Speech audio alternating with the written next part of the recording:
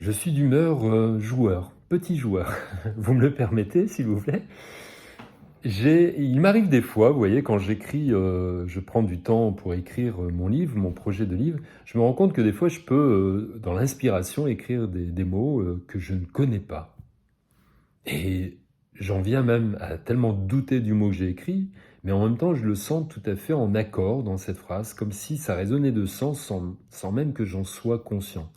J'en viens donc à chercher dans le dictionnaire sur internet pour déterminer sa définition et je me rends compte que finalement ce mot était tout à fait tip-top.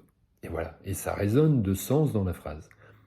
Ce matin, j'ai écrit une phrase sur le tableau qui est juste devant moi qui est « Le désagrément apporte son lot d'avantages ». Et cette phrase, je l'ai écrite dans les mêmes proportions. Ça veut dire que ça m'est venu, je ne sais pas de où, je l'ai écrite. Et par contre, elle m'a accompagné durant toute la journée. Ce qui est d'extraordinaire, c'est que ça cheminait, et puis des images sont venues, et puis j'en suis venu à conscientiser que oui, effectivement, les désagréments apportent leur lot d'avantages. Et que très souvent, nous pourrions être dans cette posture de dénoncer les désavantages sans jamais soupçonner que dans les désagréments, excusez-moi, s'y trouve également un lot d'avantages.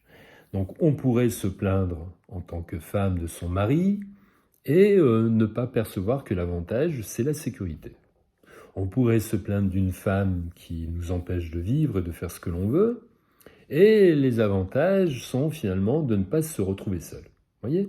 Donc c'est un peu comme si nous avions un verre plein d'eau, donc le contenu du verre, donc l'eau, est la représentation symbolique de ce que j'ai dans ma vie. Le verre est à ras, et on se plaint, et on tend à espérer un meilleur avenir. Mais dans les faits, sommes-nous capables d'évider un petit peu de ce verre pour au moins espérer avoir un contenu supplémentaire, un autre contenu qui nous permette au moins de se satisfaire de notre existence. Donc plutôt que d'être dans ah zut, je perds les mots, d'être en posture de plainte, posons-nous la question, est-ce que nous sommes, avant de nous plaindre, capables de lâcher le lot d'avantages, le lot de nos avantages à être dans cette relation, dans cette posture de vie qui nous semble être insatisfaisante. Si nous réussissons à nous poser réellement et sincèrement cette question et à y répondre, nous verrons que finalement, la plainte n'a aucune utilité, tant que nous restons à gripper fermement à cet avantage. Merci.